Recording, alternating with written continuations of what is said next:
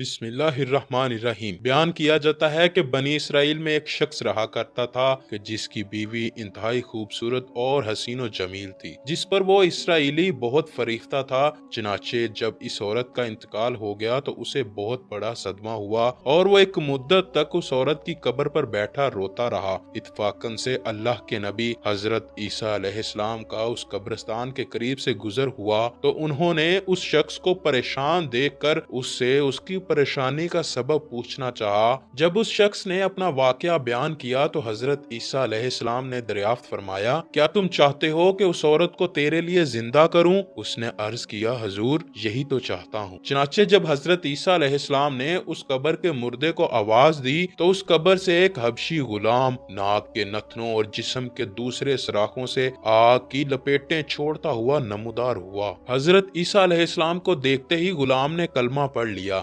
اسرائیلی شخص نے یہ دیکھ کر عرض کی، حضور مجھ سے غلطی ہو گئی ہے، میری بیوی کی قبر تو دوسری ہے۔ یہ سن کر اللہ کے نبی حضرت عیسیٰ علیہ السلام نے حبشی کو حکم دیا، اپنی قبر میں واپس چلا جا۔ وہ مردہ ہو کر گر پڑا اور اس کی قبر کو مٹی سے چھپا دیا گیا۔ حضرت عیسیٰ علیہ السلام نے اس قبر کی جانب توجہ فرمائی اور حکم دیا، اے صاحب قبر، اللہ کے حکم سے زندہ ہو جا۔ اچانک قبر پھٹی تو اس قبر سے ایک عورت سر سے گرد جھاڑتی ہوئی نکلی، جس کو دیکھ کر وہ شخص بولا، یا روح اللہ، یہ میری بیوی ہے۔ اور حضرت عیسیٰ علیہ السلام کے علم سے وہ شخص اپنی بیوی کو لے کر واپس ہونے لگا، لیکن اس شخص نے ایک عرصے سے نیند نہیں کی تھی۔ وہ بہت زیادہ جاگا ہوا تھا، اسی لیے اس پر نیند کا غلبہ ہوا۔ اسی لیے اس نے اپنی بیوی سے کہا، تیری قبر پر روتے روتے اور نیند نے مجھے ہلاک کر کے رکھ دیا ہے، اس لیے میں چاہتا ہوں کہ کچھ دیر آرام کر لوں۔ بیوی کہنے لگی، ہاں آرام کر لے۔ چنانچہ اس شخص نے اپنی بیوی کی زانوں پر سر رکھا اور سو گیا۔ اتنے میں ایک گھوڑے پر سوار ایک شہزادے کا وہاں سے گزر ہوا، جو کہ اپنے زمانے کا حسین و جمیل شہزادہ تھا، جسے دیکھ کر اسرائیلی کی بیوی از خود اس پر قربان ہو گئی۔ ادھر جیسے ہی شہزادے کی نظر اس عورت پر پڑی، وہ بھی اس پر فریفتہ ہوا۔ عورت کی خواہش پر اس کو اپنے گھوڑے پر بٹھا کر اپنے ساتھ لے گیا۔ اس کا شوہر جب نیند سے بیدار ہوا تو دیکھا یہاں تو کوئی نہیں، اور اپنی بیوی کو نہ پایا تو وہ نہایت ہی پریشان ہوا۔ اس کے ملنے کی تدبیر سوچنے لگا۔ اس کے قدموں کے نشان پر چل کر اپنی بیوی کو تلاش بھی کر لیا، جو کہ شہزادے کے پاس پہنچ چکی تھی۔ اسے دیکھ کر اس شخص نے شہزادے سے عرض کیا، یہ تو میری بیوی ہے، آپ اسے چھوڑ دیں۔ شخص کا بولنا تھا کہ اس عورت نے کہا، میں تیری بیوی بالکل نہیں، شہزادے کی لونڈی ہوں۔ یہ سن کر شہزادہ اس شخص سے کہتا ہے، تم میری لونڈی کو لینا چاہتے ہو؟ شخص کہنے لگا، اللہ کی قسم، یہ میری بیوی ہے، جس کو میرے سردار میرے نبی حضرت عیسیٰ علیہ السلام مرنے کے بعد میرے لیے دعا کی ہے۔ اب یہ گفتگو ہو رہی تھی کہ اتفاقاً حضرت عیسیٰ علیہ السلام بھی وہاں سے تشریف لے آئے، جس کو دیکھ کر وہ ان سے کہنے لگا، یا روح اللہ، کیا یہ میری بیوی نہیں جس کو آپ نے میرے لیے زندہ کیا؟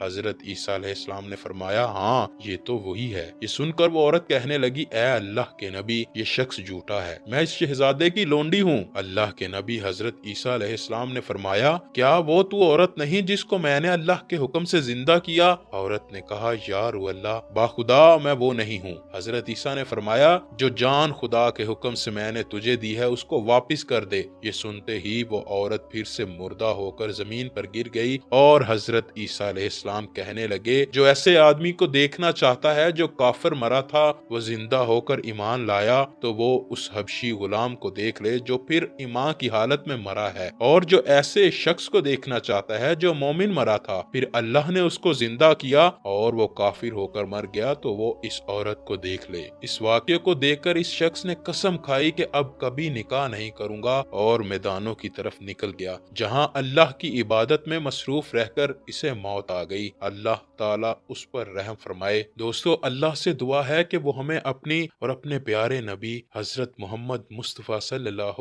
علیہ وآلہ وسلم کی سچی اور پکی محبت عطا فرمائے۔